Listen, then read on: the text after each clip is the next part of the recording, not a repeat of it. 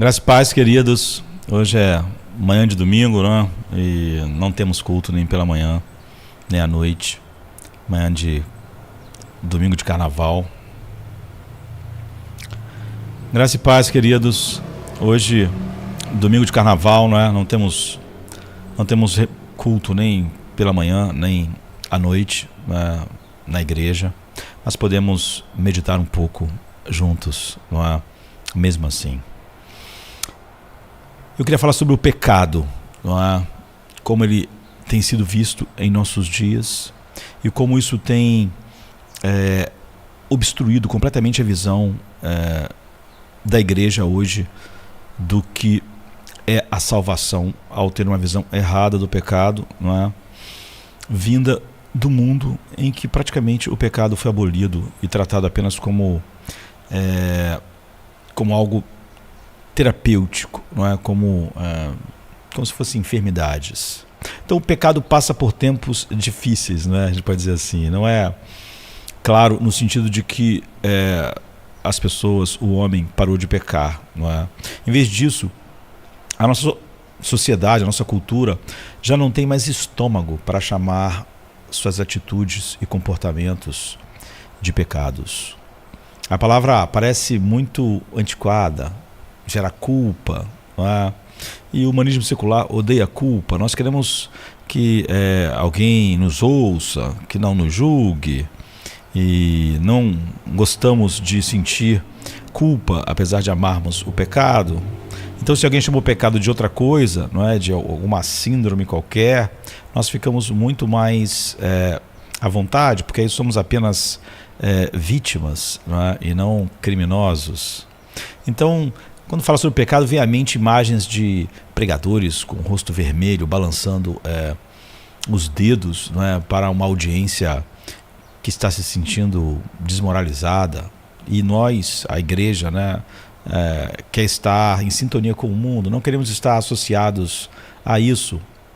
Mas quando perdemos a compreensão do que é o pecado, nós perdemos a compreensão bíblica de quem é Cristo e do que a cruz significa, não é?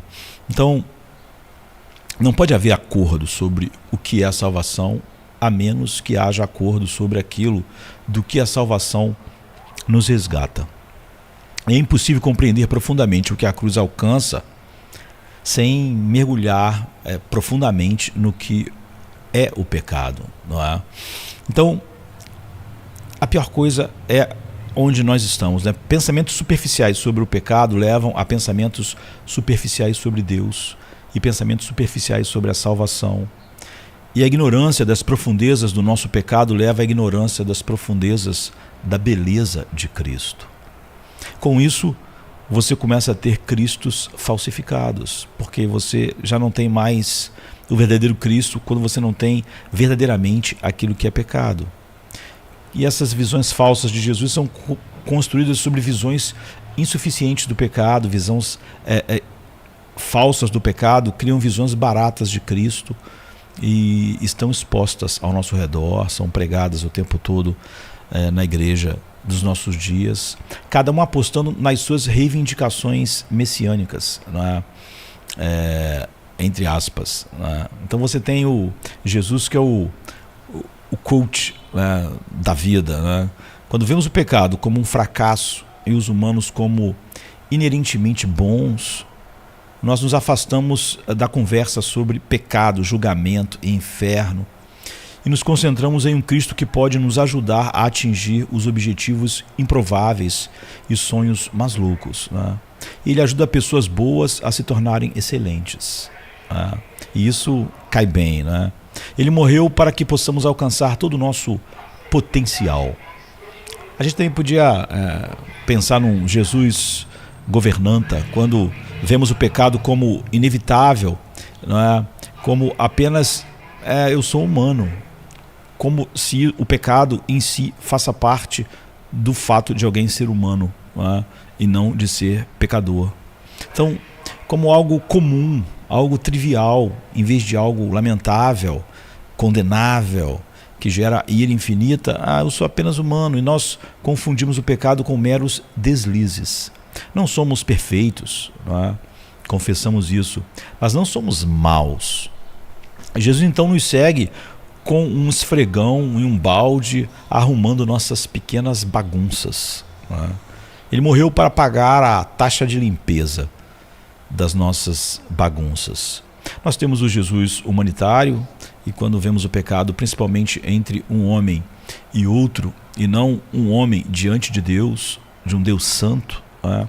Quando nós vemos o resultado do pecado que atinge um homem atingindo outro homem, nós transformamos as boas causas em causas últimas. Então, nós transformamos causas sociais em causas últimas. E encaixamos Jesus perfeitamente em nosso movimento, e geralmente definimos o pecado em termos de quem tem e quem não tem, e como distribuir melhor as coisas. Jesus então foi aquele que corrigiu a injustiça pela qual mais nos apaixonamos, não é? Então ele é um redistribuidor de riqueza e das causas sociais. A gente podia usar uma palavra africana, né, kumbaya, né, que fala sobre alegria, sobre estar bem e tal. Tem o kumbaya Jesus, não é? Ou Jesus kumbaya, quando vemos o pecado como algo muito menos grave que o nosso sofrimento. Talvez conheçamos Jesus apenas como o portador de boas vibrações, não é?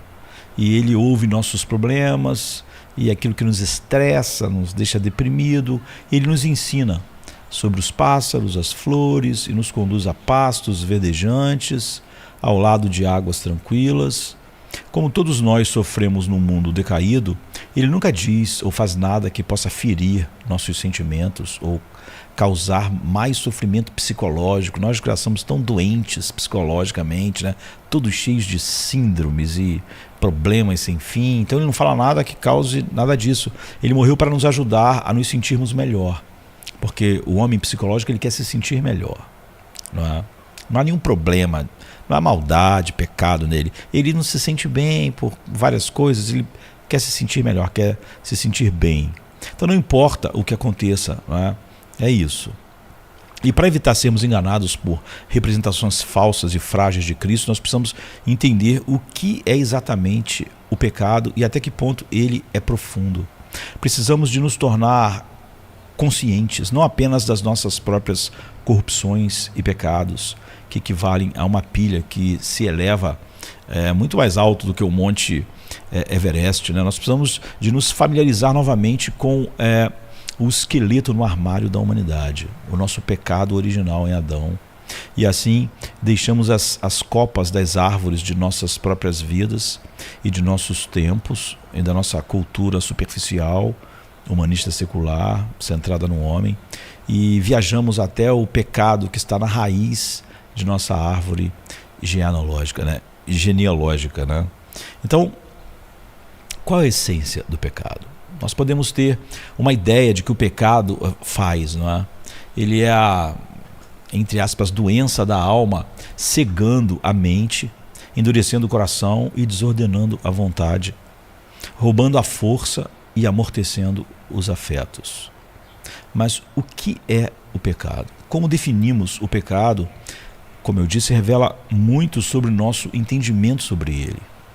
Nós erramos ao focar demais nos pecados reais e negligenciar o fato de que o pecado sempre contra Deus envolve não apenas ações, mas também inclinações e desejos que podem ou não levar a um ato. Então, alguns pensaram erroneamente no pecado como uma substância alienígena que entra em nosso ser e nos contamina, sabe? Como algo externo, como um vírus, não é? Então, o pecado realmente habita e infecta cada um de nós. Mas o pecado não é da essência da natureza humana e não é uma substância. Então, o que ele é? O que significa pecar? somos responsáveis por todas as nossas inclinações, atrações, desejos? Nossas inclinações são voluntárias ou não? Essas perguntas são cruciais para entender tanto nós mesmos quanto nossa relação com Deus.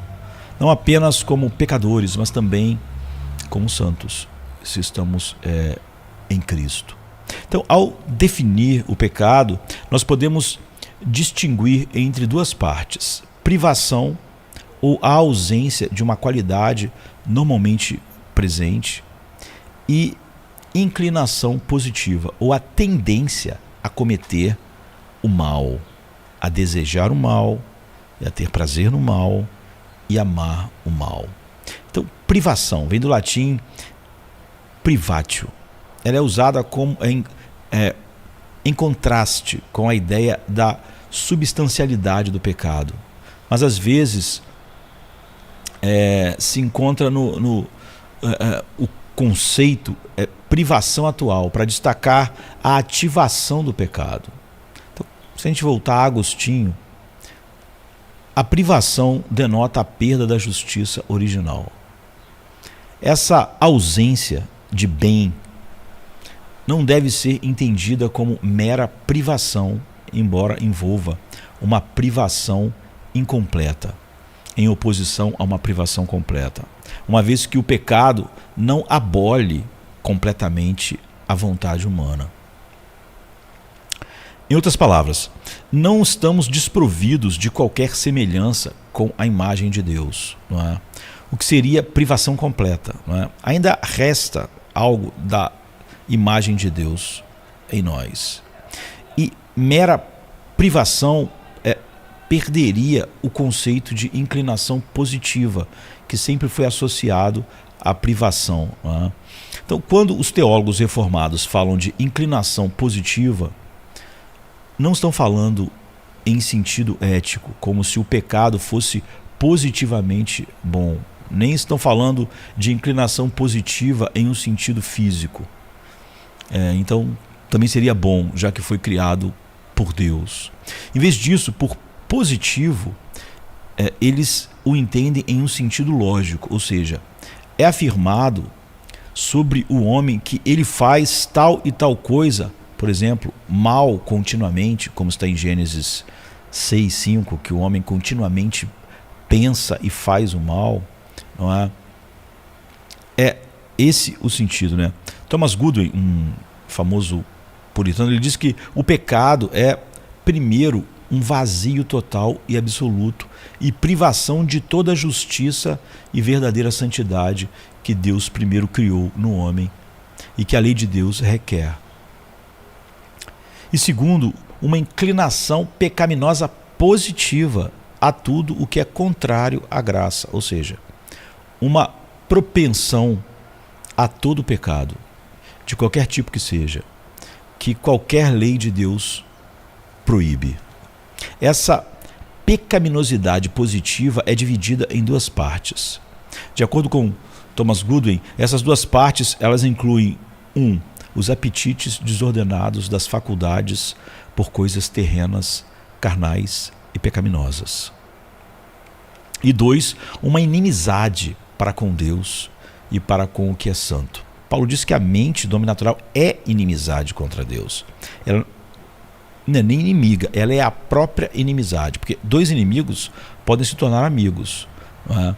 Mas a mente humana ela não está em inimizade, ela não é inimiga, ela é a inimizade, então ela não pode se tornar nada a não ser o que ela é, né? Então, basicamente, o pecado envolve não apenas a falta de retidão, mas também a inclinação para a injustiça, o amor à escuridão e não só a falta de luz, que sempre leva à inimizade contra um Deus santo, um Deus que é luz. Essa é uma escravidão interna do homem, não é?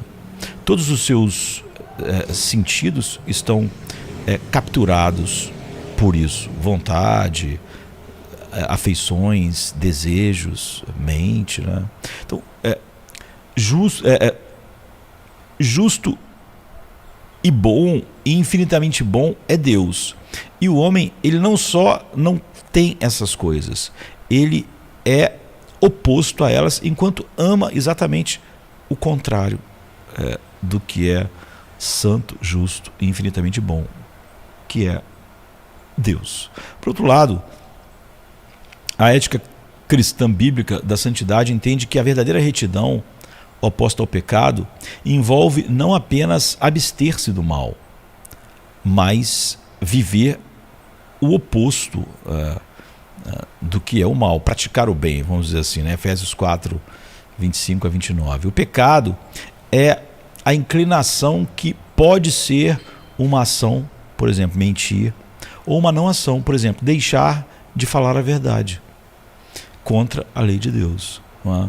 Então, a própria descrição de Bavinck sobre o pecado é notável, né? E fundamental. Ele diz que o pecado, consequentemente, deve ser compreendido e descrito nem como uma coisa existente, nem como estando em coisas que existem, mas sim como um defeito, uma privação, uma ausência do bem, como fraqueza, desequilíbrio, assim como a cegueira é uma privação da visão.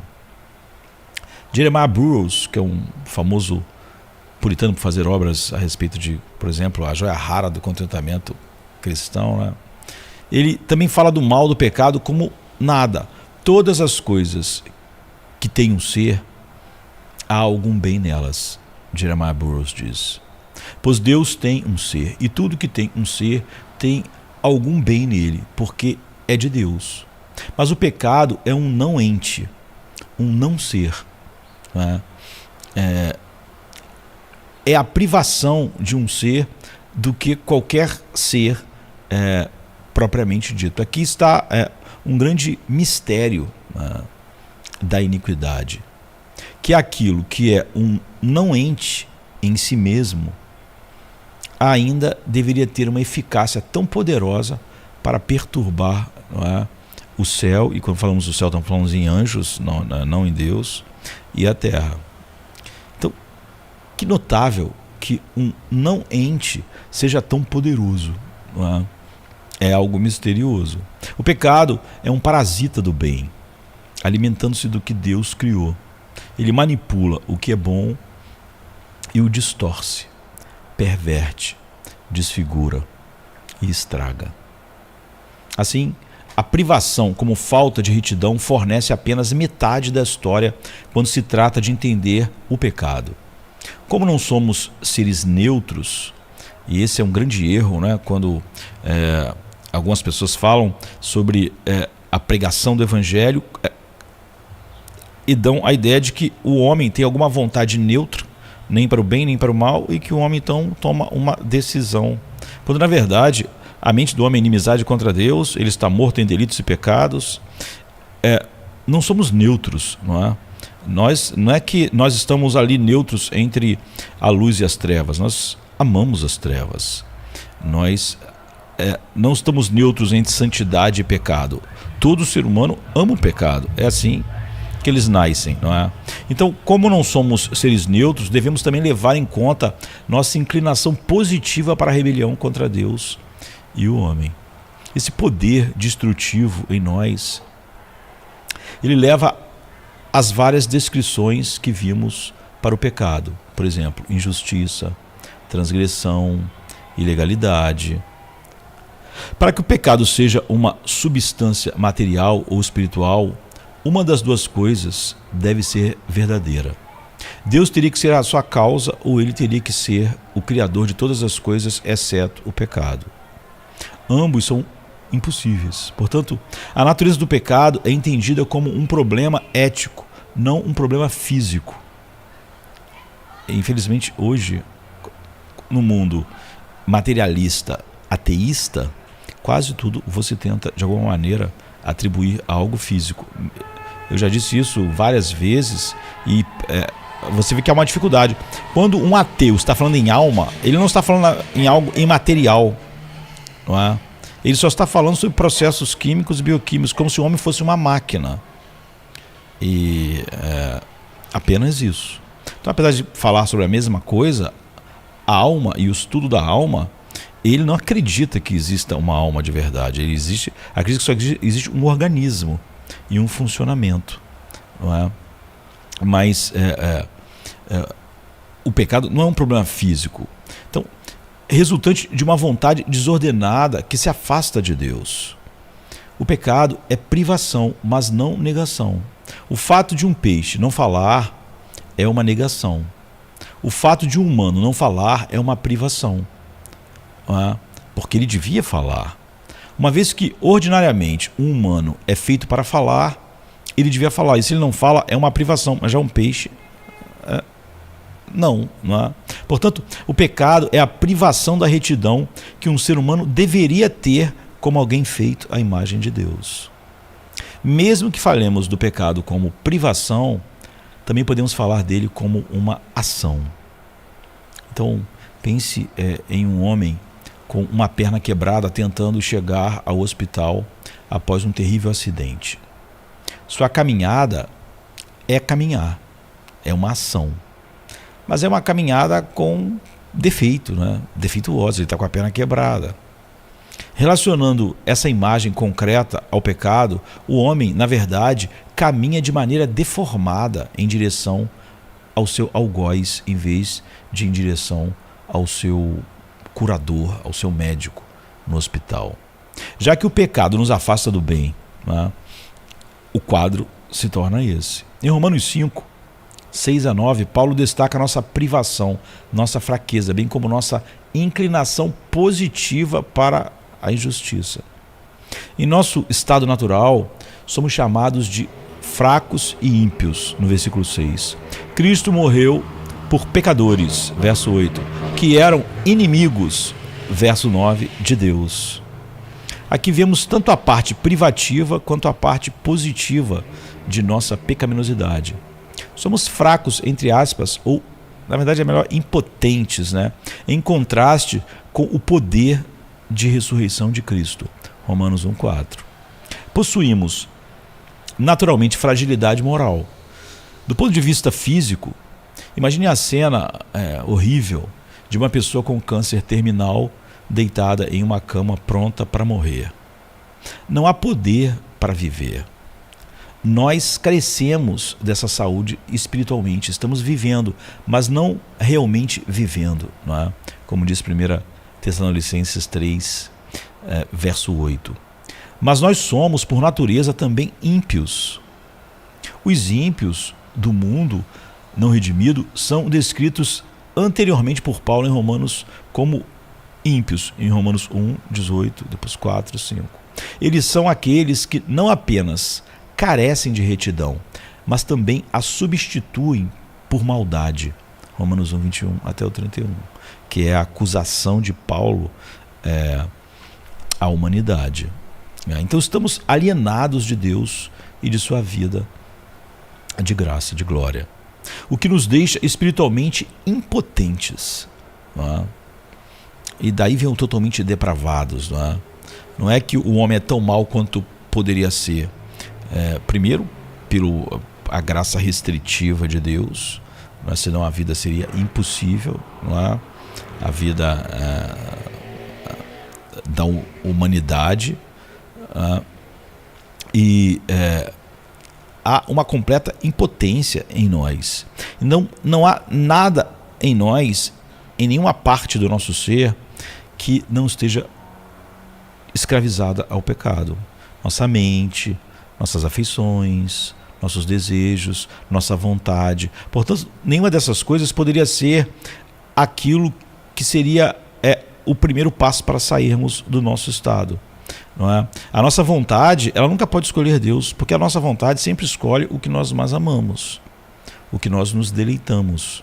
Nossa vontade é totalmente incapaz de escolher a santidade, não porque algo externo a impeça, mas porque se eu odeio a santidade, eu não escolho a santidade. Nós sempre escolhemos o que mais amamos, não é? Eu posso até escolher tomar um remédio amargo, mas porque eu amo minha saúde. Sempre é assim.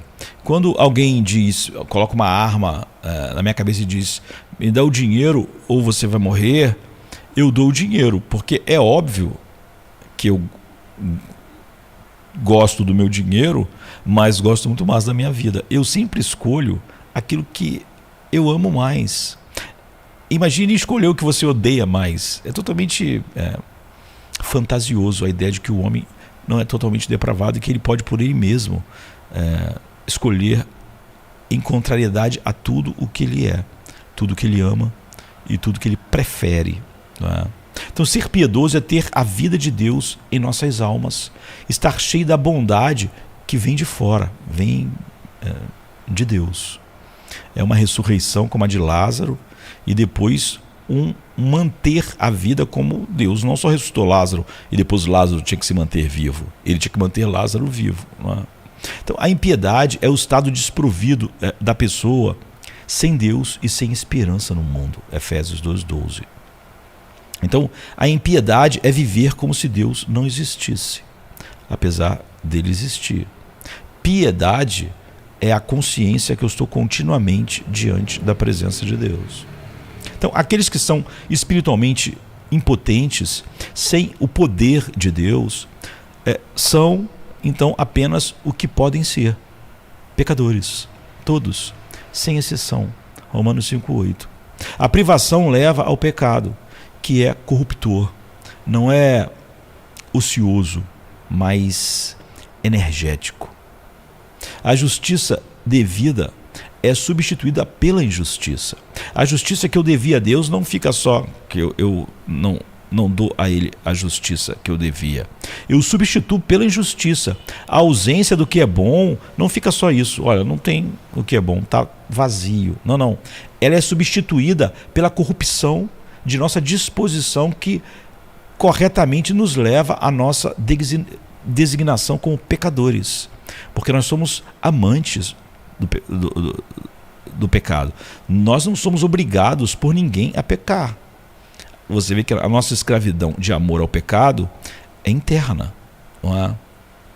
Não há nada externo nos obrigando a pecar. Nunca. Como pecadores, nós somos naturalmente inimigos de Deus. Pois todo pecado é, em última análise, contra Deus. E se eu ofendo e mostro o completo desprezo por alguém continuamente em minha vida, de maneira tão contínua que aquilo é a minha própria natureza, imagine o quanto eu odeio essa pessoa. O pecado nos desvia de Deus e ao mesmo tempo nos coloca contra Ele, o que nos torna seus inimigos. Então não é só que eu não tenho um interesse por Deus e sou neutro. Não, é algo positivo. Eu sou inimigo de Deus. Paulo fala dos pecadores ímpios à parte de Cristo como aqueles que outrora estavam alienados e eram inimigos em suas mentes, realizando obras malignas. Colossenses 1:21. Em relação aos pecados de omissão e comissão, a natureza dupla do pecado se sustenta. Pecados de omissão dizem respeito àqueles que afirmam o que cada mandamento exige. Assim, o mandamento para não matar demanda a preservação da vida. A falha em preservar a vida de forma legal, por exemplo, parar para ajudar em um acidente de carro, fazer tudo para promover a vida na medida do possível, é uma privação dos requisitos justos da lei. Pecados de comissão se relacionam com nossas inclinações positivas para a injustiça ao fazer o que é proibido. Então, a privação de omissão é mortal para nossas almas porque estamos obrigados a agir de certa maneira em várias circunstâncias, mas falhamos em ser quem fomos criados para ser o tempo inteiro. Ou seja, tudo que a gente devia fazer, sentir, pensar, devia glorificar a Deus. Mas nada do que o homem natural faz, pensa, sente, nenhuma inclinação dele glorifica a Deus. E o que é pior, nós substituímos o que é devido a Deus pelo que é proibido por Deus. Nós, além de não darmos a Deus o que era devido a Ele e viver para a sua glória, nós abraçamos exatamente o que o desonra mais. Não é? Nós amamos aquilo que mais o despreza, o ofende. Nós mostramos o tempo todo isso. Então, nós cometemos o oposto do que é ordenado. Então, eu não dou glória, não é? E faço o oposto do que seria dar glória, do desprezo. Então, o pecado original que nos infecta enquanto somos criados no útero é, portanto, contra a lei de Deus, porque é uma privação da retidão original que é exigida pela lei de Deus. Isso, como a gente vai observar depois, tem implicações para pecados que não se manifestam totalmente como pecados reais, ou seja, pecados como atos externos. E depois a gente pode ver a diferença. Existe uma diferença em como Jesus foi tentado e em como nós somos tentados. Nós somos tentados como Jesus foi tentado, mas ele não foi tentado e nem experimentou tentação de todas as maneiras que experimentamos. E a maioria das tentações que experimentamos e desejos, etc., é pecado, porque nós somos tentados pela nossa própria maldade, pela nossa própria concupiscência. Ou seja, há algo externo a nós, há algo interno em nós que se liga perfeitamente ao pecado. Jesus não era um homem caído, além de ser Deus e homem. Não havia nada interno nele que tivesse nenhuma relação com o pecado. Não tinha concupiscência, não é? Como nós. E as pessoas hoje estão confundindo muito quando falam que Jesus foi tentado, nós somos tentados, e que ser tentado não é pecado. Depende de que tentação estamos falando. E a maior parte do tempo nós somos tentados e há algo fora de nós que nos tenta, mas há algo dentro de nós que nos tenta, e é o que nos liga a desejar todas as coisas mais que o mundo, Satanás, coloca diante de nós ou nos provoca de alguma forma. Já em Jesus não existia nada dentro dele que correspondesse ao mal fora, porque não havia concupiscência. Mas esse é um assunto para mais tarde. Então, nem todos os pecados se manifestam. A gente fala reais, não no sentido que eles não são pecados. Quando o Tiago diz que a nossa concupiscência dá luz ao pecado, concebe o pecado, isso já é pecado. Mas dando a luz, ou seja, é como um neném que foi concebido, ele já é um ser humano. Ele não é um ser humano quando nasce. Isso é a ideia dos nossos dias, a gente sabe exatamente para quê. Desumanizam o ser humano. Então, o pecado, quando é concebido, ele já é pecado. Como um bebê, já é um ser humano. Quando ele nasce, ou seja, quando ele vira um ato, ele não passa a ser humano. Não é? Ele só veio para o mundo em que os nossos os sentidos de todos podem tocar o bebê e de uma maneira melhor, não é? Mas o bebê já existe quando ele é concebido e não quando ele nasce. O pecado também, não é? Então, nem todo pecado nasce, não é? Mas é pecado. Então, ele reside apenas na mente, nas vontades, nos desejos, nas inclinações, não é? Então, por não ter uma existência independente como substância, como a gente viu, o pecado é um oposto ético ao que é bom. O pecado precisava e precisa do bem para se expressar, para a sua expressão, pois ele só existe por e em conexão e contraste com o bem. Ou seja, Satanás era um anjo, não é, santo antes de se tornar pecador, mau. Então, Adão foi criado em santidade e retidão antes que o pecado marcasse sua constituição original, como é agora. O pecado toma emprestado do bem, não de algum mal independente que existe à parte da criação de Deus. Não existe a energia positiva e a negativa, né? Isso é paganismo, né? O pecado, ele não existe independente, porque não existe uma coisa independente. Ele é a perversão do que era bom. Então o pecado não oblitera nossa humanidade na imagem de Deus a ponto de não termos mais vontade, sentimentos ou paixões. Mas essas coisas estão escravizadas ao pecado. Por isso é a famosa obra de Lutero, a escravidão da vontade. A escravidão dos nossos sentimentos, das nossas afeições, das nossas paixões. Adão tinha uma vontade e paixões antes da queda. E nada mudou fundamentalmente em termos da posse dessas características. Em vez disso, a forma dessas características foi distorcida e foi pervertida.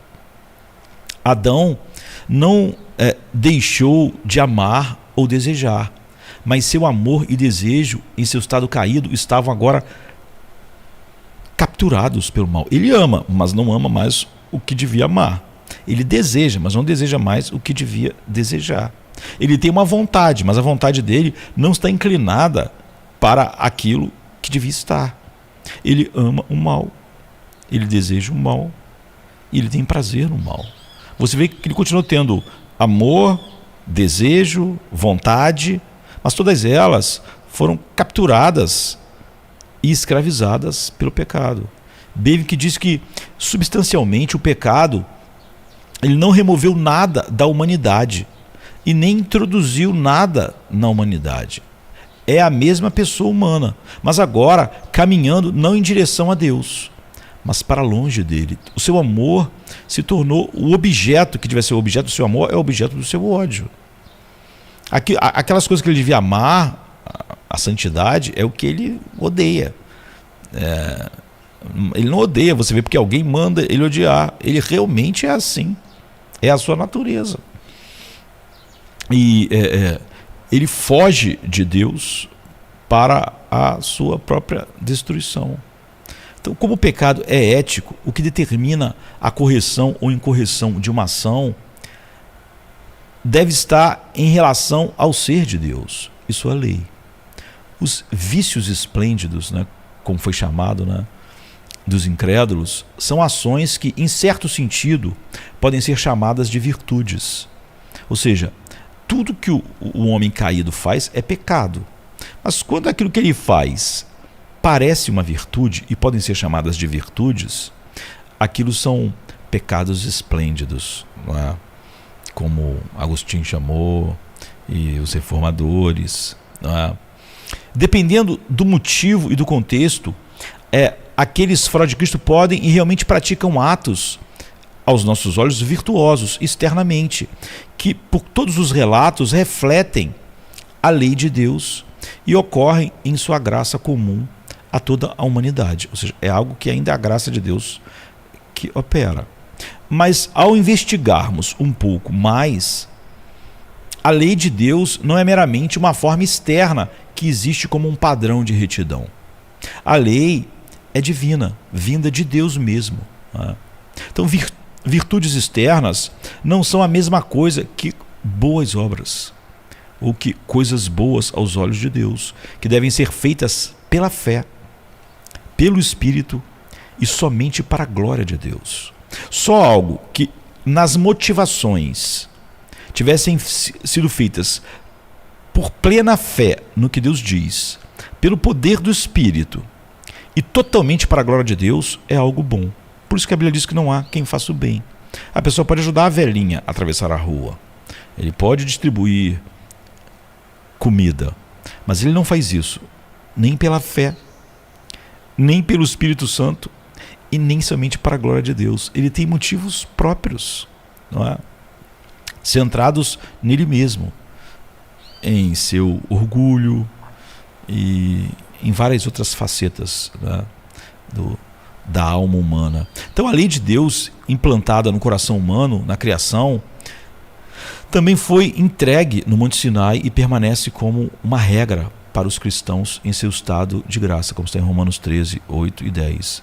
Não mais há uma relação judicial, mas aquilo manifesta o ser de Deus, ou seja, o que Deus ama, né? Descreve, porque para Deus isso não é uma lei que está escrita em algum lugar ou que alguém tivesse dado ali, senão esse ser é que seria Deus, né? Esse é só o caráter de Deus. Então as boas obras devem satisfazer as demandas da lei como espirituais e não apenas em atos ou atitudes, não é? Somente seres com uma vontade criada podem ser culpados de pecar contra a lei de Deus. Deus dotou apenas os humanos com uma vontade, como criaturas racionais, aqui, né? E os anjos também, e as criaturas viventes e todas as criaturas que Deus pode ter dotado que a gente não conhece. Então, a vontade sempre age em relação à lei moral, seja em obediência ou desobediência às suas exigências, não é? Mas os pecados de ignorância e concupiscência, embora menores em grau de uma pecaminosidade, não são assim excluídos ou desculpados, são pecados. Desejos impuros que surgem em nossa compreensão, a parte de um ato direto da vontade, ainda são pecado. Na verdade, grande parte dos pecados não surge de uma deliberação da vontade, não é? Quando alguém me irrita, eu não penso assim, vou ficar com raiva, tomei a decisão de ficar com raiva. Não, eu vou explodir em raiva e falar as coisas e tal. Quando eu faço isso, você vê, parece automático. Então, segundo uma visão pequena da realidade humana, não seria pecado. Mas grande parte dos pecados não são pecados que eu parei, pensei e resolvi agir daquela forma. Ou seja, eu simplesmente agi. Parece que não há nenhum ato da vontade no sentido de dar consentimento ou não dar consentimento, não é? Eu vi algo e eu cobiço algo. Eu não pensei, vou sentir cobiça, não vou sentir cobiça. Vou sentir inveja, não vou sentir inveja. Vou ficar com raiva porque essa pessoa me deu um soco, não vou ficar com raiva. Não é assim que funciona. Então, apesar de eu não decidir vou ficar com raiva, a ira que eu sinto e a reação que eu tenho é pecado. Não é? Podemos entender o pecado como voluntário por meio de uma distinção entre a vontade considerada estritamente, ou seja, quando eu sei que algo é errado e faço, mas grande parte dos pecados ele não passa pela minha deliberação, mas isso não é menos pecado porque passa ou não pela minha deliberação, não é? Então é considerado estritamente ou amplamente, não é? De maneira genérica. Então, falando estritamente, refere-se ao que é feito por um movimento da vontade, não é? Falando amplamente, no entanto, refere-se a qualquer coisa que afete a vontade ou dependa dela. Então, todo pecado é voluntário se falarmos amplamente. Ele flui da nossa inimizade contra Deus e de sermos exatamente o oposto dele. E reagimos a todas as coisas conforme somos. O fato de Satanás sempre só fazer o mal e o mal ser tão natural para ele, que ele não precisa nem deliberar para ser mal, não faz ele menos mal, faz ele mais mal. Porque diz que aquilo é tão parte do ser que mesmo sem deliberar é o que é feito automaticamente. Mas estritamente nem todo pecado é necessariamente voluntário. Isso não significa que um certo pecado poderia contornar a vontade. O ato da vontade pode levar a pecados reais, mas o pecado pode ocorrer antes da ação da vontade. Então, pensamentos impuros, por exemplo, podem não levar a atos, mas dizer que não são pecado vai contra um ensino consistente, bíblico, não é? E desejar qualquer coisa que é contra a lei de Deus já é pecado, é cobiça. Desejar algo mal é pecado? É óbvio que é pecado. Não é? É isso que é cobiça. E desejar qualquer coisa e sentir atração por qualquer coisa que não pode ser consumado para a glória de Deus é pecado. Ou seja, as pessoas às vezes falam: um homem não sente atração por uma mulher. Isso não é pecado, porque aquilo pode ser consumado para a glória de Deus. Agora, aquilo pode se transformar em pecado, se transformar em fantasias, por exemplo, na mente do homem, do ser humano. Mas se o que eu desejo é impossível ser consumado para a glória de Deus, o que me atrai é impossível ser consumado para a glória de Deus, aquilo já é pecado. Não é? E desejar qualquer coisa que não pode ser desfrutado para a glória de Deus é pecado. Não é? Então, alguns na tradição católica romana argumentaram que os movimentos involuntários contrários à lei de Deus não são pecados. Infelizmente, hoje, no mundo reformado, muitas pessoas estão defendendo a mesma coisa. Francis Turretin, não é, aponta que os próprios primeiros movimentos da concupiscência não deixam de ser pecados, embora não sejam voluntários, nem estejam em nosso poder, ou seja, nem estejam fluam tão naturalmente que parece que eu não tinha nenhum poder de evitar aquilo. Não é deliberado, mas é pecado, como está em Romanos 7,7. Então, voltando à vontade considerada amplamente, Bavinck explica como pecados involuntários simplesmente não podem ocorrer separados da vontade humana, apesar de parecerem estarem funcionando assim. Não há apenas uma vontade antecedente, mas também uma concomitante, uma consequente e uma aprovadora. Então, mais tarde, em maior ou menor grau, a vontade aprova a pecaminosidade de nossa natureza e se deleita com ela, mesmo o pecado que é cometido sem ter sido desejado, não ocorre totalmente à parte da vontade. E você vê que mesmo depois que ocorre, a gente tende o quê? A justificar, a encontrar uma razão. Mas aquela pessoa me agrediu, mas aquele lá fez aquilo, aquela mulher estava com uma roupa assim, aquela pessoa lá, você vê, isso ainda é o pecado operando. Não é? Tudo isso para dizer que nunca podemos desculpar nossos pensamentos ou desejos ou atrações impuros, apenas porque não são atos voluntários. E quando a gente olhar a tentação, como Tiago explica isso, e hoje, como eu disse, o mundo reformado começou a dizer que desejos impuros, atrações impuras, porque não são atos voluntários, não são pecado. Mas isso não é o que a Bíblia ensina. Não é? Eu posso simplesmente, alguém falar algo, eu sentir um ódio daquilo, eu não deliberei. Você pode dizer que que não foi voluntário, não é? Mas o ódio só fluiu porque ele está dentro de mim, não é? É do coração que saem todas essas coisas. Minha raiva, minha cobiça, meu desejo flui do pecado que habita em mim. Então, a vontade, em certo sentido, está sempre em ação, já que, como seres humanos, nunca deixamos de querer. Não é? Portanto, o pecado tem seus graus, não é? E a gente depois pode falar a respeito disso. O que não vai deixar ele de ser pecado, não é? Como, por exemplo, Tiago 1, 14 e 15, não é?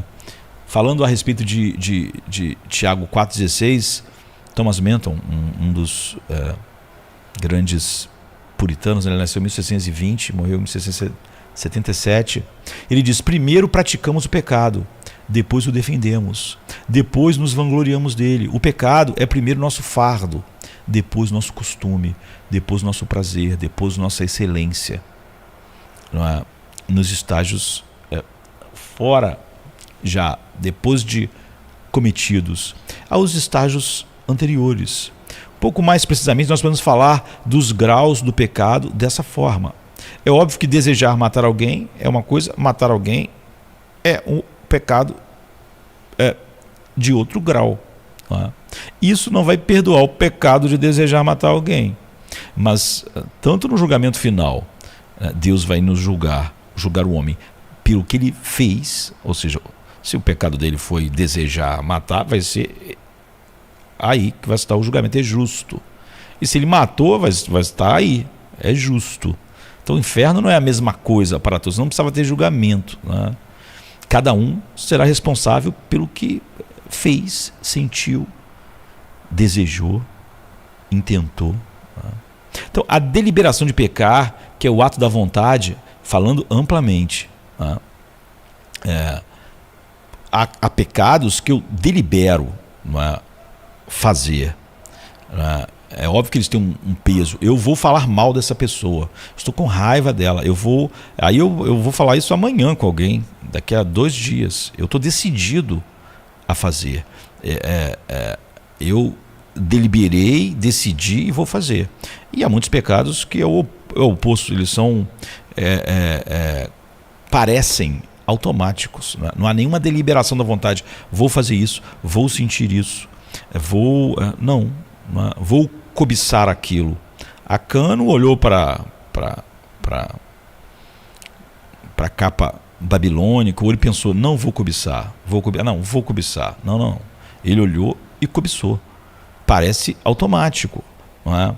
Mas certamente é pecado. Ele ter tomado é um pecado num grau ainda maior, porque ele agora foi em frente.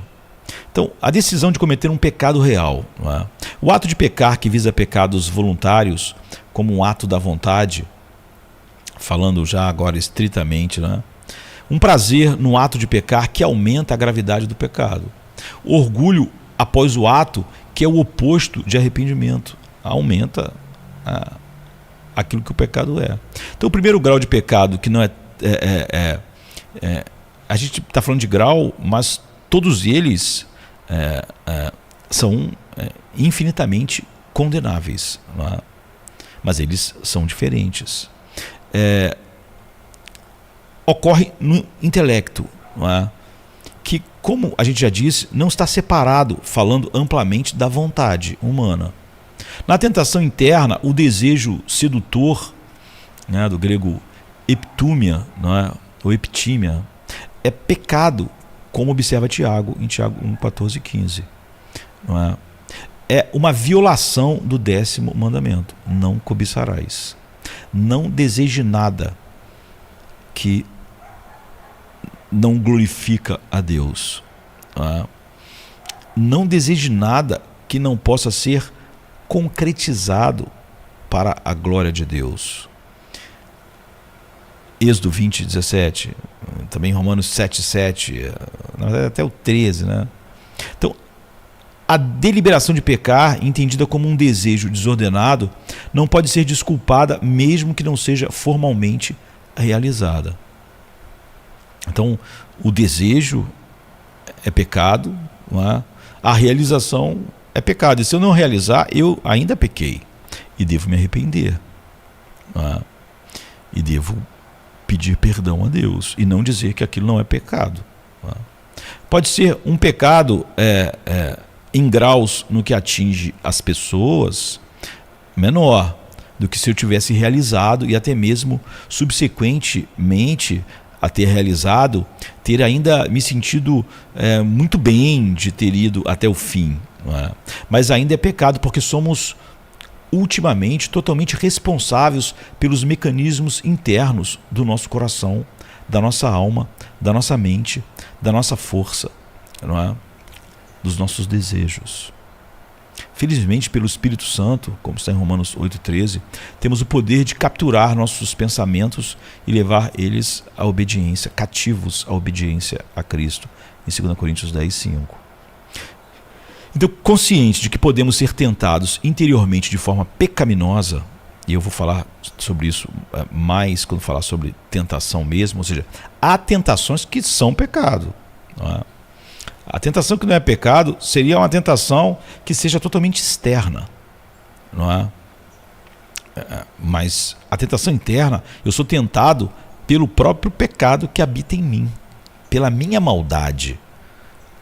ela é fruto da minha maldade de amar coisas que são opostas a Deus, que dão frutos a esses desejos opostos a Deus, que são pecaminosos. Desejos, atrações, vontades. Jesus não tinha nada disso. Não é? O tipo de tentação que Tiago descreve, que é pecado, não é? É a forma interna de tentação pecaminosa, Jesus nunca teve. Jesus, como eu disse, não era um ser humano caído, além de ser homem e Deus. Ele nunca tinha um desejo pecaminoso, não é? Porque não havia pecado nele. Ele não nasceu caído em Adão como nós, não é? Além de ser 100% homem e 100% Deus. Então, dependemos de Deus para mudar o homem interior, para que possamos ter a mente de Cristo. 1 Coríntios 2,16. E assim, pela graça de Deus, desejar cada vez menos coisas que são contrárias à sua vontade. Mas sempre que eu desejo algo contrário à vontade dele, é pecado. Não é? E eu devo estar consciente de que é pecado, e em vez de normalizar aquilo de alguma forma, me arrepender, pedir perdão, não é? Como faço com qualquer pecado. Além disso, embora não desculpemos nossos pensamentos desordenados, desejos, atrações, louvamos a Deus por nos impedir de agir tanto do que acontece dentro de nós. Reconhecemos que o que acontece dentro de nós é pecado e agradecemos por eles não se tornarem externos, se não se tornaram, mas nos arrependemos e já agradecemos porque eles poderiam se tornar externos. Então, estas são todas misericórdias, não é? E a gente, depois quando falar sobre tentação, pode olhar para isso de uma maneira mais completa, olhando como nossos desejos, atrações, etc., que não podem ser concluídas para a glória de Deus, são pecado. Toda cobiça é pecado, não é? E como há um tipo de tentação que é pecaminosa, que nós temos e que Jesus nunca teve.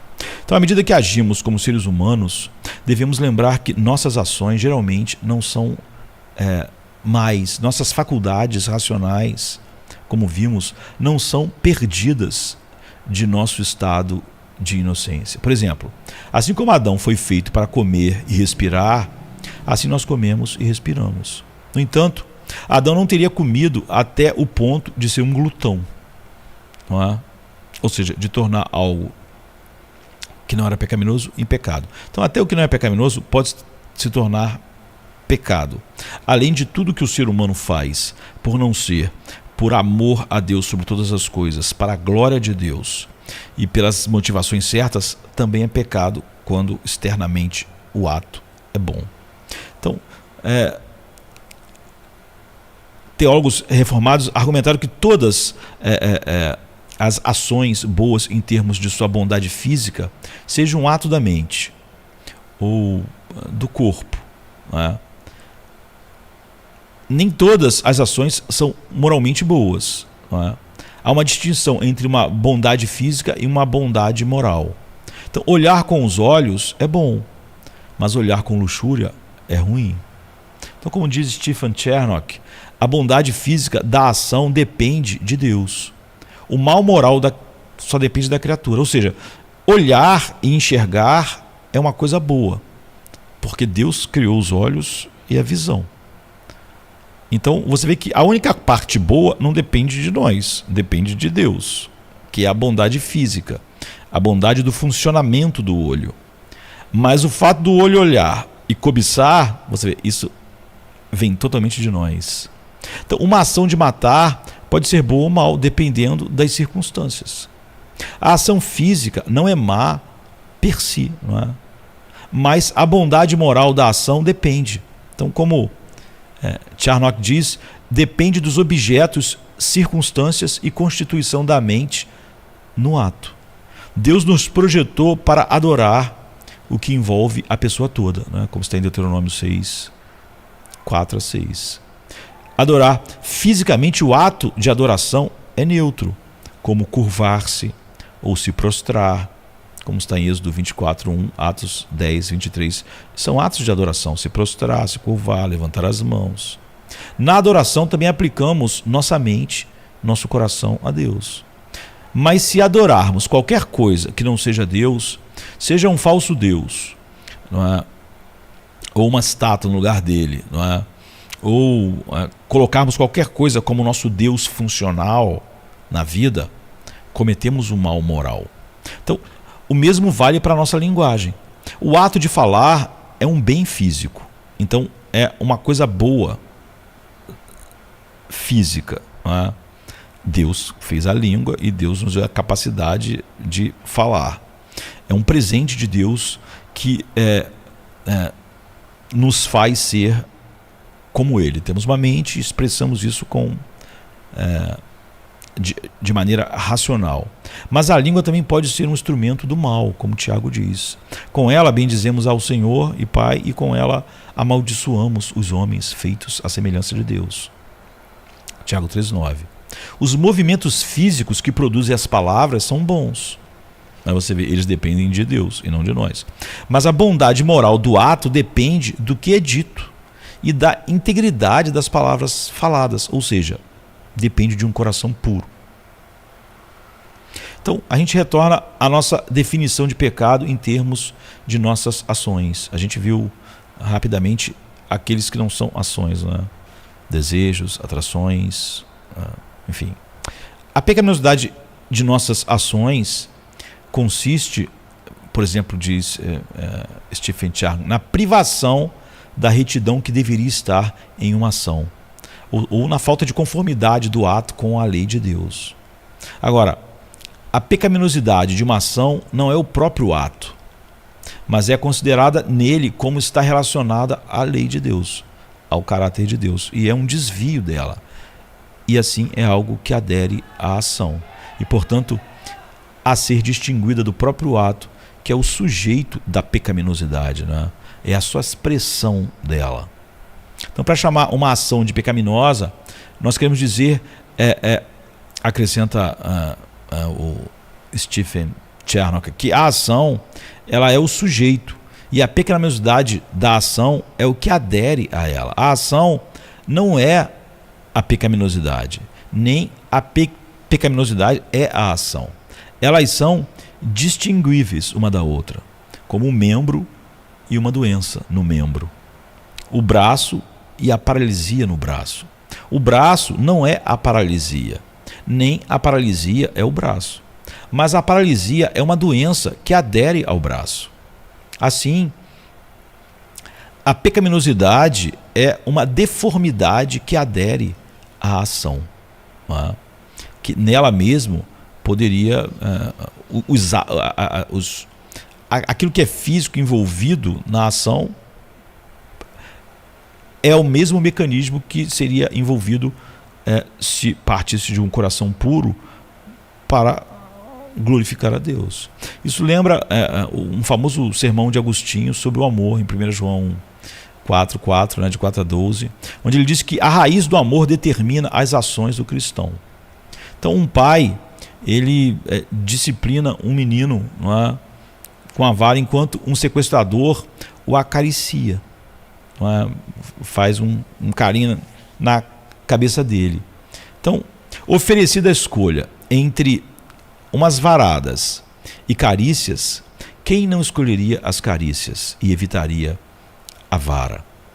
Mas quando você considera as pessoas que estão por trás, você percebe que é o amor que trouxe a vara e é a maldade que está acariciando a cabeça, a maldade do sequestrador.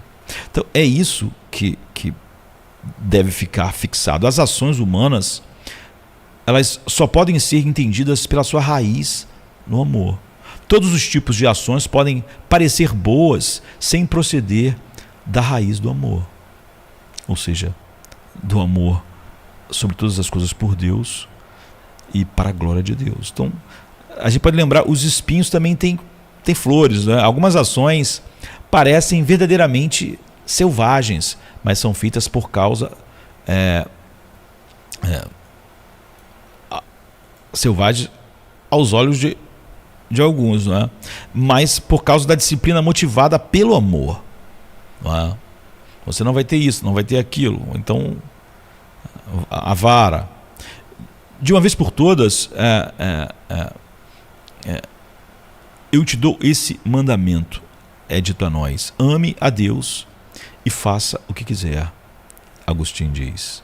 O fazer de uma ação não é o problema, mas a raiz do fazer.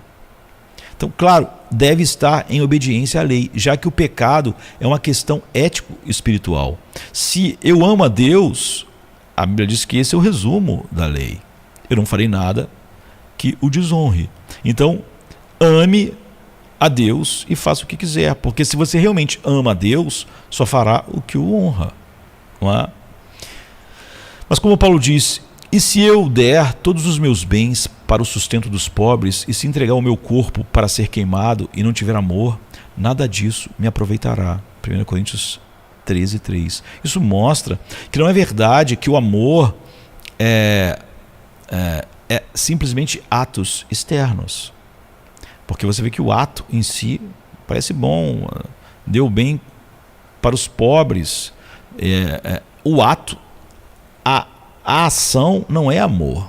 Muitas pessoas tentam transformar, não, amar é o que você faz. Não é verdade, porque você vê que o texto é exatamente o oposto. Se eu der todos os meus bens, mas não tiver amor, se dar os bens fosse amor, então eu tinha amor. Mas dar os bens não é amor. E dar o meu corpo para queimar, se eu não tiver amor, não vai ser de proveito nenhum. Então dar o corpo para queimar não é um ato de amor. Não é o próprio amor. Então o pecado é um mistério que não podemos desvendar completamente, mas que devemos reconhecer. As palavras de Breivik são comoventes e ao mesmo tempo aterrorizantes. Não é? Aterrorizantes, porque nem sabemos nem de onde vem, nem o que é. Ele existe, mas não tem direito à existência. Ele existe, Breivik diz, mas ninguém pode explicar exatamente como. O pecado em si, a não ser Deus, né? O pecado em si veio ao mundo sem motivação, mas é a motivação para todo pensamento, vontade e ação humana. Do ponto de vista abstrato, não é nada além de uma privação, mas concretamente é um poder que controla todos e tudo.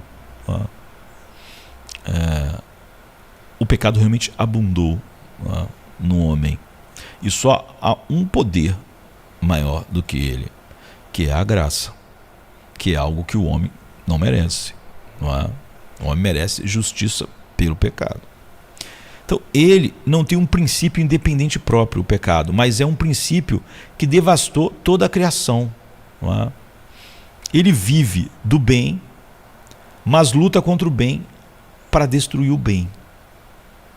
Ele não é nada, não tem nada e não pode fazer nada sem as entidades e forças que Deus criou, mas as organiza todas em rebelião contra Deus.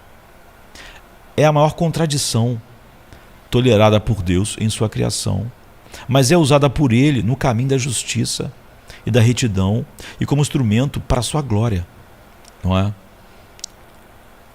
E aquilo que mais manifestará a sua glória na cruz, a razão pela qual Deus criou o mundo. Não é?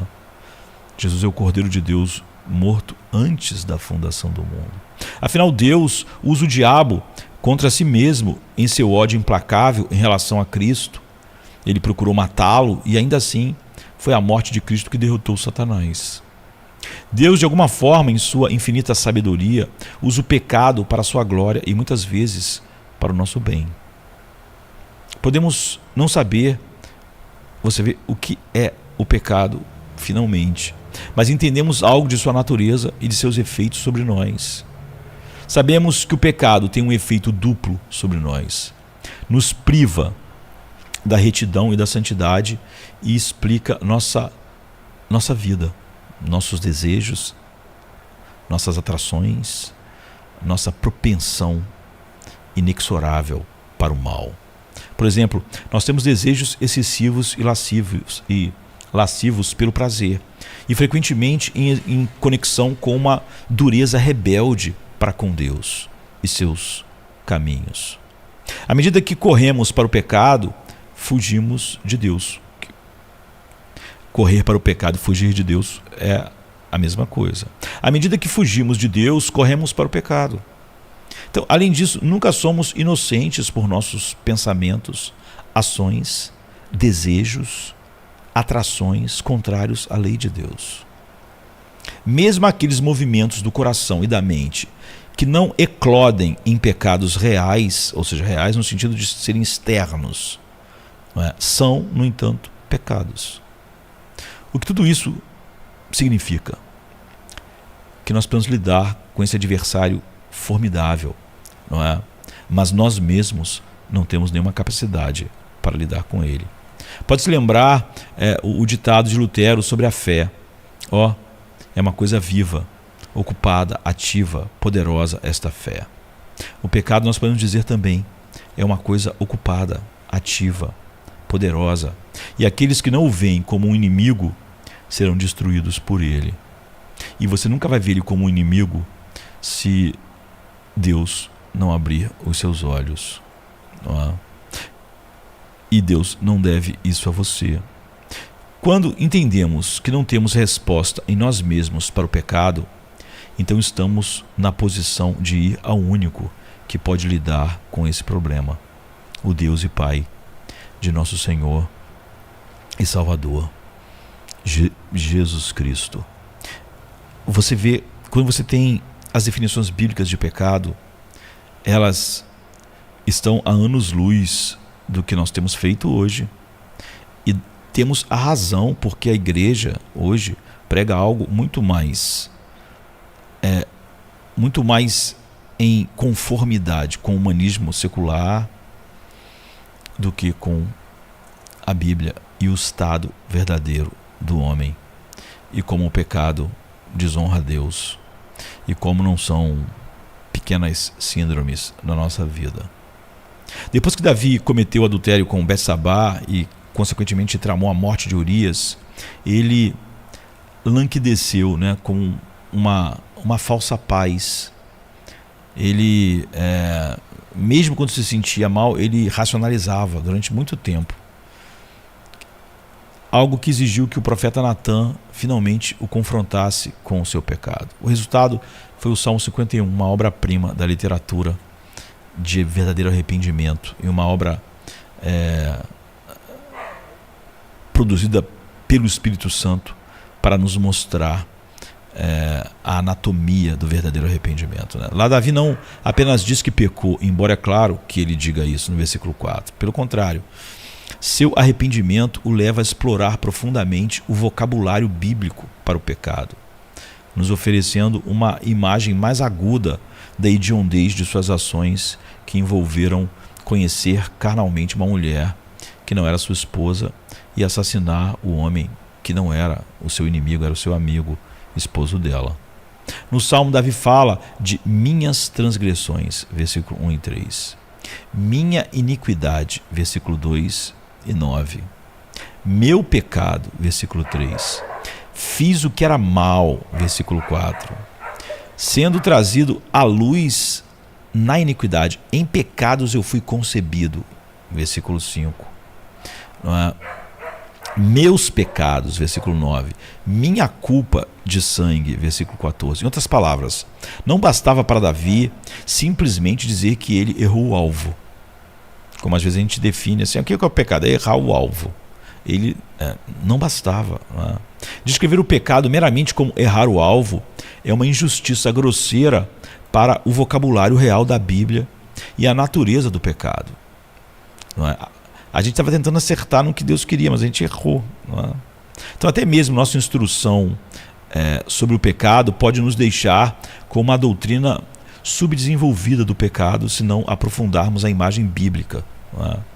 Afinal, o pecado, definido como qualquer falta de conformidade com ou transgressão da lei de Deus, como está no breve Catecismo de Westminster, precisa ser mais detalhado do que isso. De fato, como pecadores, nós falhamos em nos conformar aos padrões justos de Deus.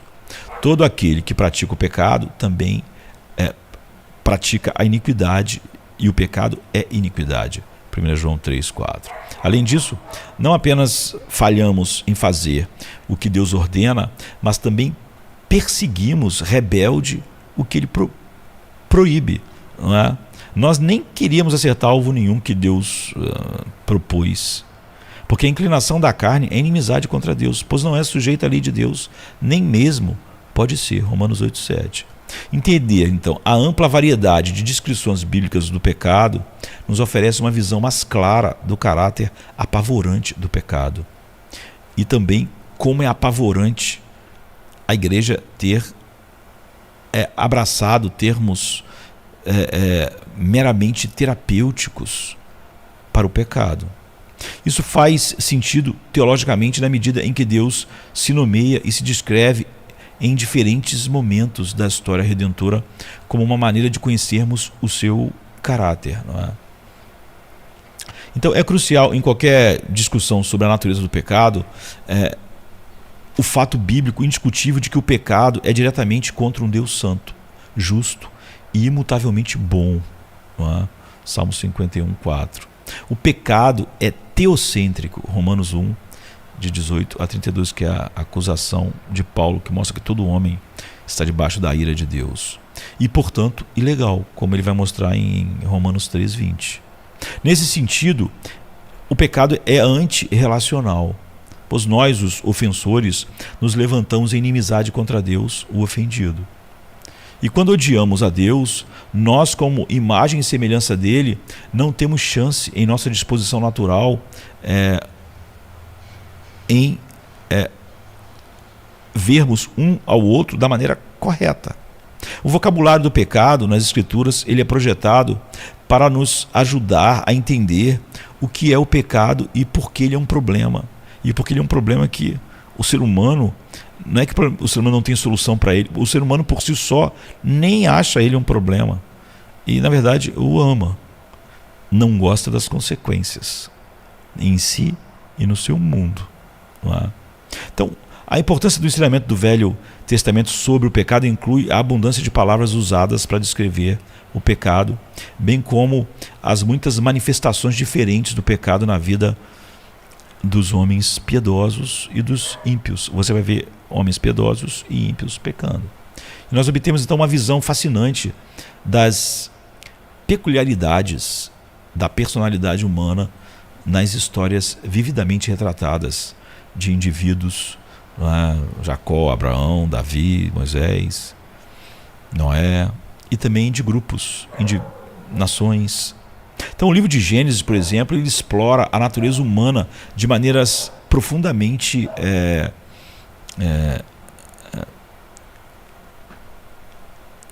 grandes, como aquele personagem complicado, por exemplo, chamado Jacó. Ele mostra como é complexo a maneira como o pecado age, não é? Profundamente. Não é? Eu diria que ele sonda profundamente, não é? O coração do homem. Jacó, que precisava de muito trabalho e paciência, não é? Do alto, Davi. Não é? Mas você vai ver também Absalão e Manassés oferecem olhares fascinantes sobre um caráter já diferente, peculiar do pecado e também das suas consequências.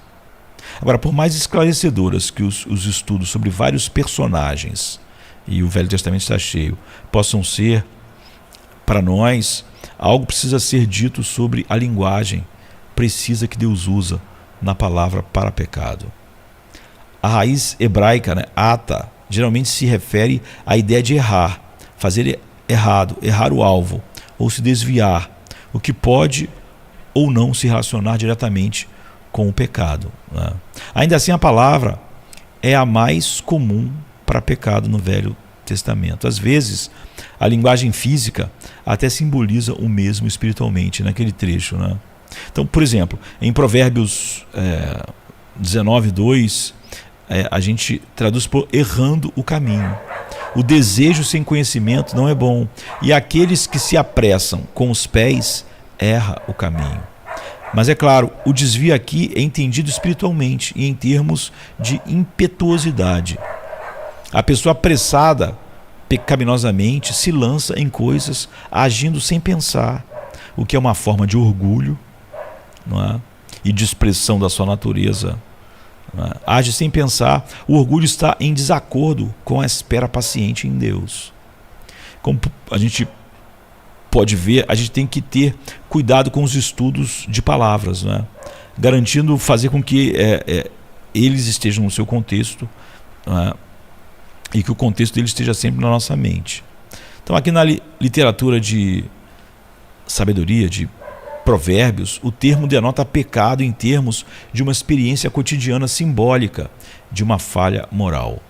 Então o verbo rebelar, né, pasa, refere-se à rebelião voluntária, seja contra Deus ou contra seres humanos. Assim, Israel rebelou-se contra Deus, em Ezequiel 2:3. E em um nível humano, contra a casa de Davi até hoje, 1 Reis 12:19. Então, estritamente conectado a esse verbo está Sara, né, cuja raiz se refere geralmente a afastamento de um caminho e pode denotar um desvio espiritual e obstinado. Por exemplo, às vezes assim: por que ainda quereis ser castigados?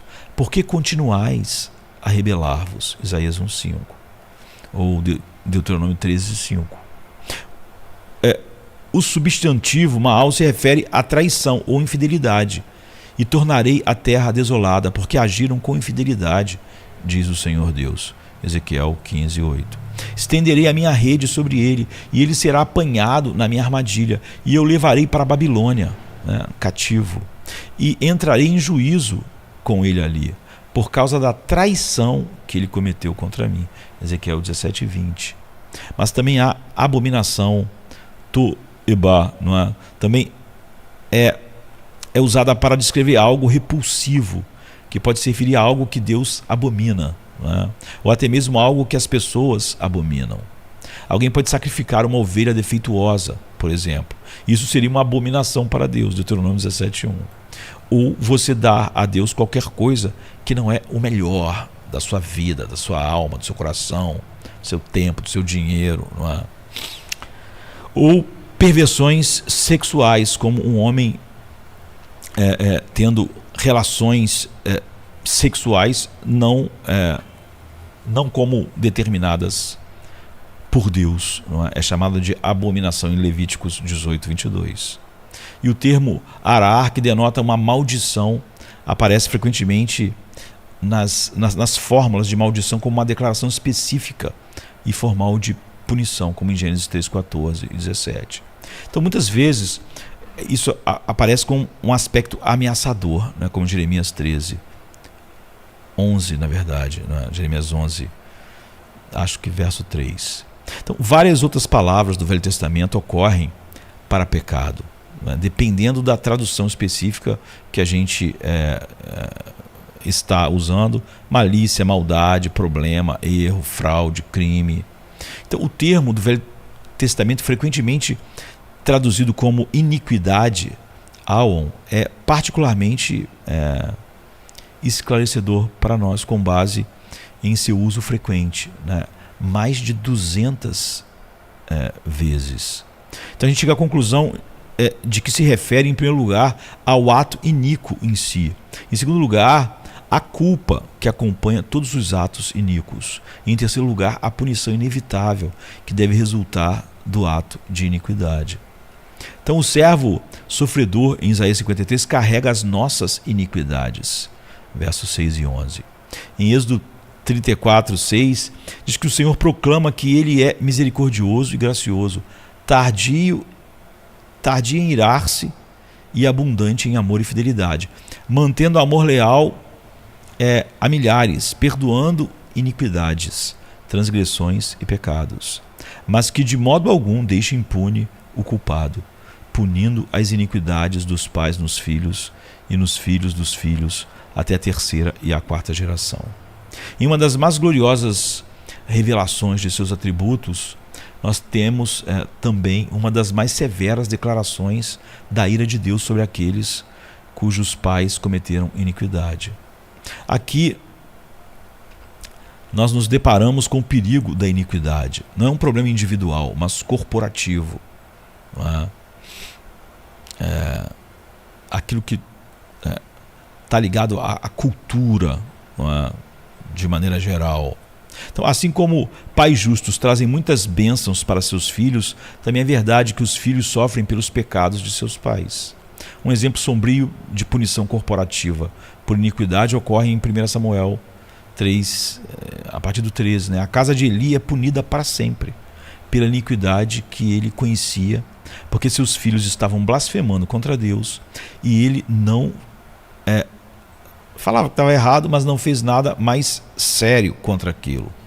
Então Deus diz: portanto, juro a casa de Eli que a iniquidade da casa de Eli não será expiada por nenhum sacrifício ou oferta para sempre. E eles serão tirados do sacerdócio. A gente sabe que quando Abiatar morreu, Salomão matou, né? Ninguém mais da casa de Eli. Se cumpriu essa palavra. Eli não repreendeu seus filhos ímpios. Ele ficava reclamando, dizendo que as crianças estavam fazendo, eles estavam fazendo algo errado, mas nunca tomou uma posição, como às vezes os pais fazem. E assim sua casa sofreu como consequência. O pecado deixado sem controle levará a consequências ruinosas. O Velho Testamento também fala regularmente dos ímpios, rasa, né? O adjetivo é o termo mais frequentemente usado para descrever pessoas ímpias, frequentemente em contraste com os justos, como em Gênesis 18, 23. Tu varrerás realmente o justo com o ímpio? Ou Salmo 1,6. Porque o Senhor conhece o caminho dos justos, mas o caminho dos ímpios perecerá. Os ímpios oferecem conselhos malignos, Salmo 1:1. E no Salmo 10, nós somos informados de que a pessoa ímpia persegue os mais fracos, né, os pobres, amaldiçoa e renuncia ao Senhor, verso 3, vive como um ateu prático. Ele não é ateu, mas ele vive como se Deus não existisse. Ele engana e oprime se isso for vantajoso, versículo 7. Fala malícia e iniquidade, não é? Versículo 7. Apodera-se daquilo que é dos outros, versículo 9. Acredita que Deus não se lembrará das suas ações, né? Passa um tempo, ele acha que Deus realmente esqueceu, versículo 11. Então a maldade invariavelmente leva ao ateísmo prático. Ou seja, aquela pessoa diz que acredita em Deus. Não existiam ateus em Israel, mas elas vivem como se não existisse. Então, como tal, Deus vindicará os justos e destruirá os ímpios impenitentes. Salmo 1, 4 e 6. Então, a menos que os ímpios ouçam os profetas de Deus, que os chamam ao arrependimento e a se afastarem de seus maus caminhos em direção a Deus, é o que acontecerá, que o ímpio abandone o seu caminho e o homem justo os seus pensamentos. E volte-se para o Senhor, que terá misericórdia dele. Volte-se para o nosso Deus, pois ele é generoso em perdoar. Isaías 55. Né? Então, o caminho longe de Deus para alguém que deveria saber melhor é verdadeiramente ímpio. Mas mesmo para os ímpios, vemos a incrível compaixão de Deus, que não apenas perdoa, mas perdoa abundantemente. Novamente, muitas vezes a gente vê na palavra de Deus que ao lado da condenação de Deus ao pecador encontramos um testemunho da graça de Deus para o mesmo. Quando a gente vai para o Novo Testamento, frequentemente lemos as palavras pecado, cometer pecado, pecador e pecaminoso. Paulo usa essas palavras quase 100 vezes, sendo 60 vezes no livro de Romanos. Então, errar o alvo no sentido de reduzir o pecado a um mero erro, como em responder à rebelião moral com errar é humano, dilui a rebelião e a desvia da lei de Deus. O verbo pecar, amartano, não é? Ocorre frequentemente no Novo Testamento se referindo a um ato específico ou a uma força com poder, como está em Romanos 5:21. O comportamento pecaminoso pode ser usado para descrever um grupo de pessoas. E os escribas dos fariseus, vendo que ele comia com pecadores e publicanos, Marcos 2,16. Mas Deus mostra seu amor por nós, em que, sendo ainda pecadores, Cristo morreu por nós, Romanos 5,8. O pecado também pode ser compreendido pelo uso de outros termos, como carne, sarx. Não é? O termo pode se referir à carne física. Não encontraram o corpo do Senhor Jesus, em Lucas 24:3. É usado o termo. A constituição física da natureza humana, bem-aventurado és tu, Simão Barjonas, porque carne e sangue não te revelaram isso, Mateus 16:17. E há relacionamentos sanguíneos, meu irmão, meus parentes segundo a carne. Paulo diz assim em Romanos 9:3. Mas há também o sentido óbvio de que a carne é sujeita à fraqueza.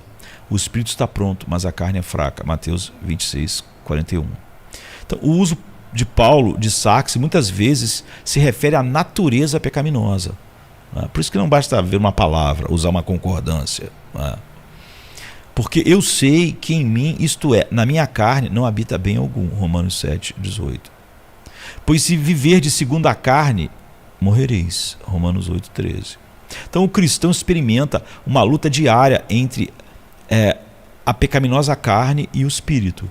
E os desejos de ambos são contrários.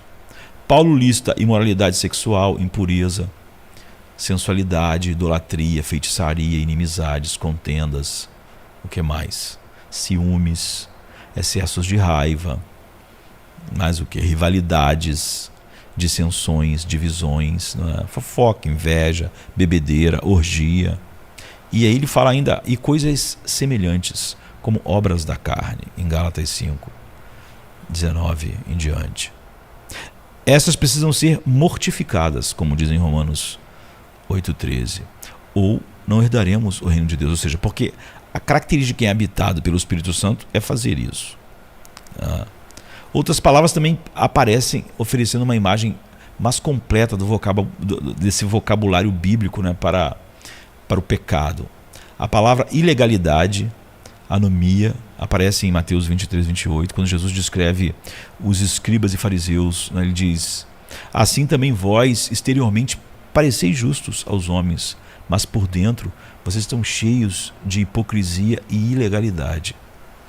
Então, para a surpresa de alguns, os fariseus e os principais sacerdotes eram cheios disso internamente.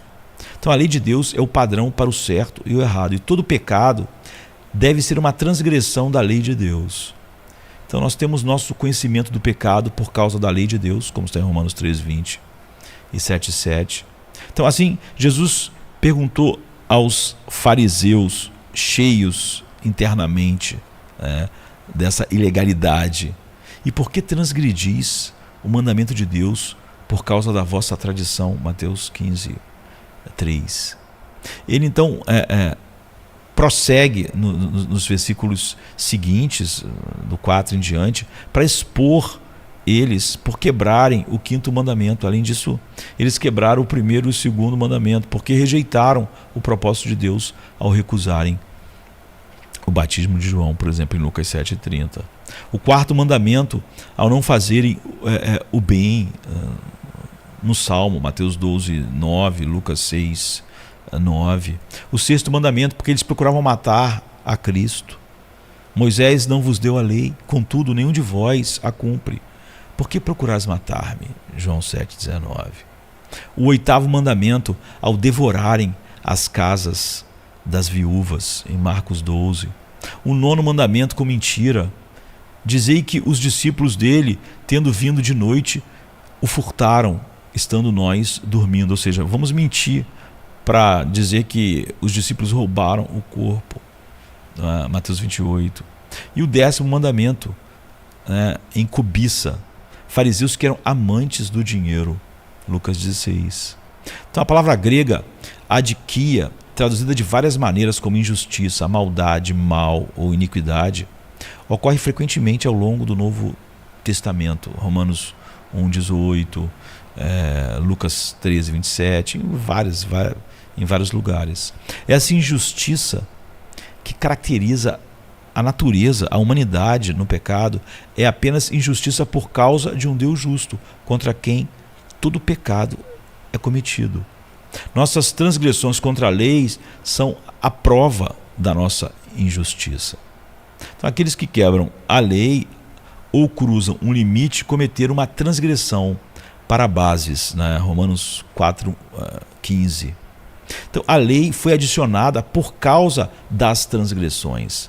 Paulo diz em Gálatas 3:19. E Eva foi enganada e se tornou transgressora. 1 Timóteo 2:14. Da mesma forma, Adão é acusado de uma falta, né? Que é paraptoma, em Romanos 5:20, que carrega a ideia de uma violação ou falha moral. Então você vê que de uma rica base do Velho Testamento, o Novo Testamento também emprega a palavra impuro, né?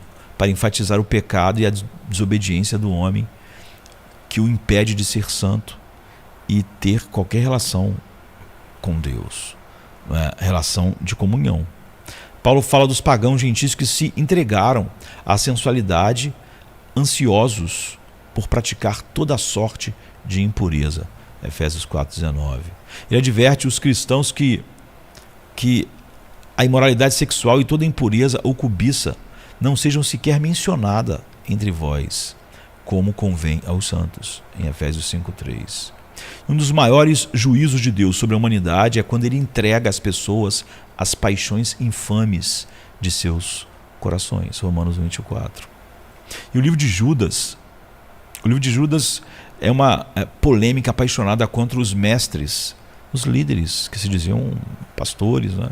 Ímpios que perverteram a graça de Deus em sensualidade, verso 14, negando assim a Deus em infidelidade. E o Senhor virá e convencerá todos os ímpios de todas as suas obras de impiedade que cometeram de forma tão ímpia, verso 15. De que consiste essa impiedade? Eles são murmuradores, descontentes, coisas que você ia querer ver como coisas menores, né? Seguindo as suas próprias paixões, seus próprios desejos, atrações, né? As suas próprias paixões pecaminosas. Eles são bajuladores, também a gente colocaria como algo menor, mas não, buscando ter vantagem em tudo, verso 16. Essa sensualidade, verso 4, também pode se referir a um tipo de abandono de si mesmo, demonstrado na falta de controle sobre si mesmo. Então, aqueles ativos nas redes sociais devem ser capazes de testemunhar a realidade desses pecados, né? Então, ocorrendo, por exemplo, 10 vezes no Novo Testamento, esse pecado muitas vezes denota pecado de natureza sexual, como em Romanos 13:13 e 2 Pedro 2:7. Eles são ligados ao pecado da devassidão, a zótia, que também é uma forma de vida descontrolada de acordo com as paixões pecaminosas, em 1 Pedro 4:4. E Paulo, ele apresenta uma visão bastante complexa da lei, mas em linha com a promoção de sua bondade, de sua santidade. A lei é boa, né? Romanos 7:16, quando usada de maneira legítima, 1 Timóteo 1:8. Ainda assim, quando chega em 1 Timóteo 1:9 e 10, ele explica que a lei não é dada para os justos, mas para os sem lei e desobedientes. Então ele usa várias palavras para descrever como tais pessoas sem lei se relacionam com mandamentos específicos. Primeiro mandamento: ímpios, verso 9, não terás outros deuses diante de mim, Êxodo 20, verso 3. Segundo mandamento: pecadores, verso 9, não é? Possível referência à idolatria gentílica, né? Terceiro mandamento: profanos, verso 9, não tomarás o nome do Senhor teu Deus em vão, Êxodo 20, verso 7. Quarto mandamento: profanos, lembra-te do dia de sábado para santificar, né? Verso 8 de Êxodo 20. Quinto mandamento: ferem os pais e as mães, verso 9, honra o teu pai e tua mãe, Êxodo 20, 12. Sexto mandamento: assassinos, verso 9, não matarás, Êxodo 20, 13. Sétimo mandamento, infiéis para com os próprios cônjuges, verso 10. Homens que se deitam com homens, verso 10, não adulterarás, não é? Êxodo 20, 14. Oitavo mandamento, ladrões, verso 10, não furtarás, Êxodo 20, 15. Nono mandamento, mentirosos, perjuros, verso 10, não dirás falso testemunho contra o teu próximo, Êxodo 20, 16. E a gente podia continuar fazendo a correlação, né? Desculpa.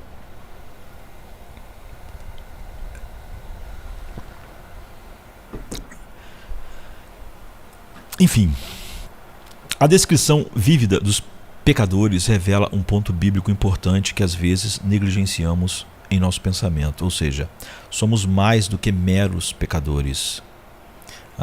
Somos seres humanos, não somos perfeitos. É uma coisa simplesmente dizer que as pessoas são pecadoras, mas as Escrituras oferecem um rico vocabulário de pecado.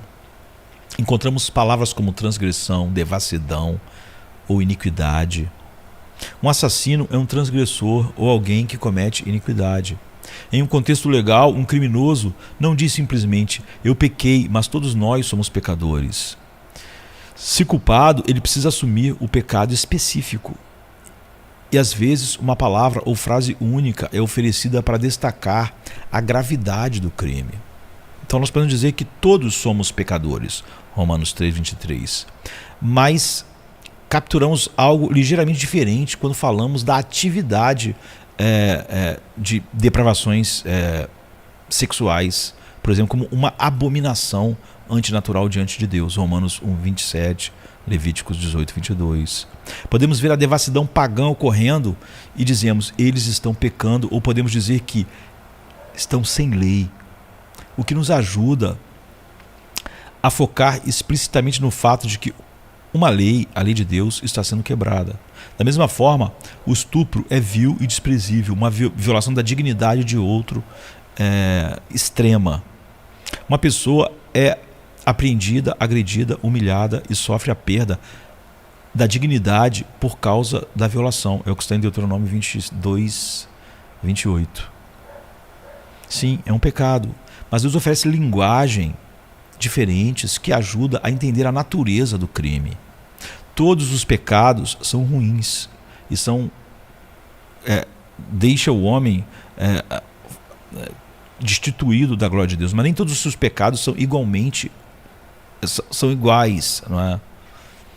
Eles terão um peso diferente, porque, como eu disse, cada um será julgado pelos seus próprios pecados, ou na cruz ou no inferno, não é? João 19, 11. Mas nós temos que compreender isso. Todos os pecados são pecados, mas nem todos os pecados são o mesmo pecado. Tentar se justificar dizendo todo mundo peca é uma simplificação. Não é?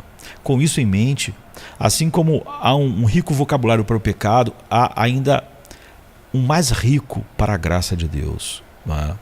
Se a gente voltar ao Salmo 51, a gente vai ver isso na esperança de Davi. Se o pecado é tão ruim quanto Davi confessa, a salvação do pecado deve ser maior. Assim Davi fala do amor constante, da misericórdia abundante de Deus no versículo 1. Ele pede para ser lavado e purificado no versículo 2. Ele pede para ser purificado, para estar limpo, para ser lavado, para ficar mais branco do que a neve no verso 7. Deus é aquele que apaga, esconde, não é?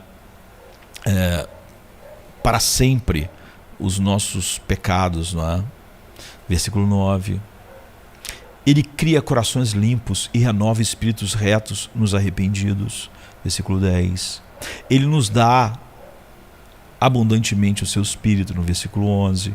Ele restaura a alegria da salvação, no versículo 12. Ele é aquele que nos livra da culpa de sangue, versículo 14. É aquele que também estabelece nosso louvor e aceita o nosso culto depois disso tudo, versículo 14, 17.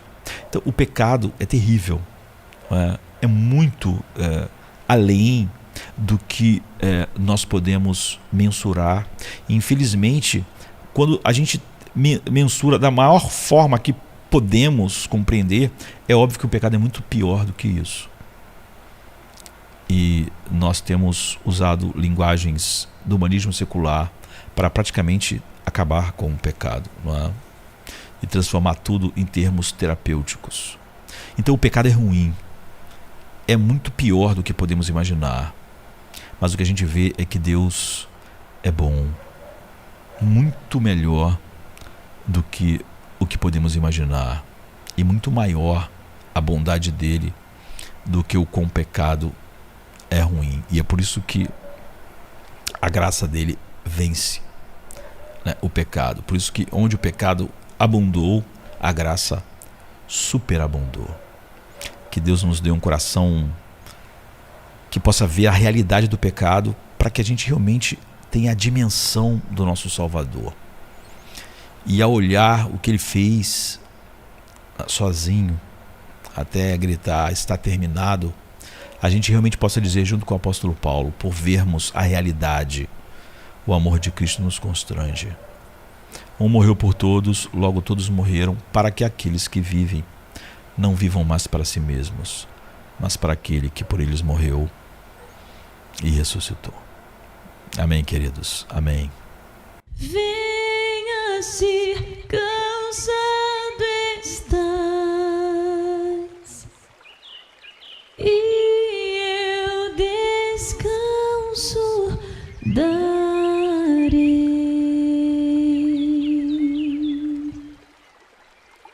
Tu descansarás.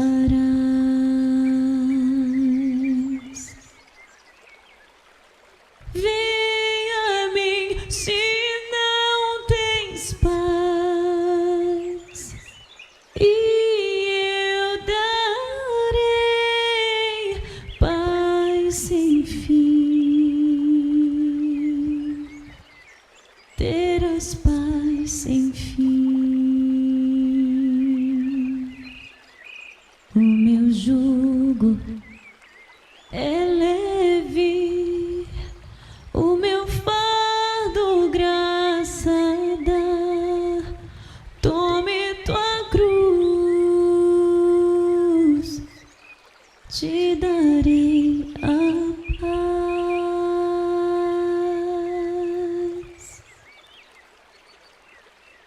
Venha o aflito e lhe darei paz, minha paz darei.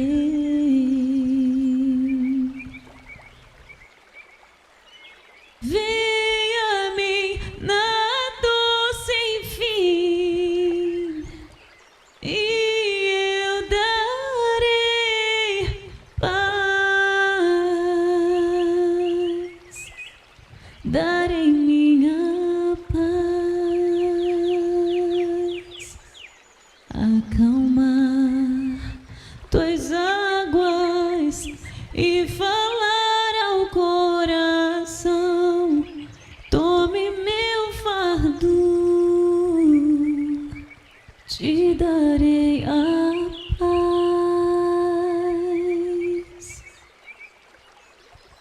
Venha a mim, venha a mim, venha a mim.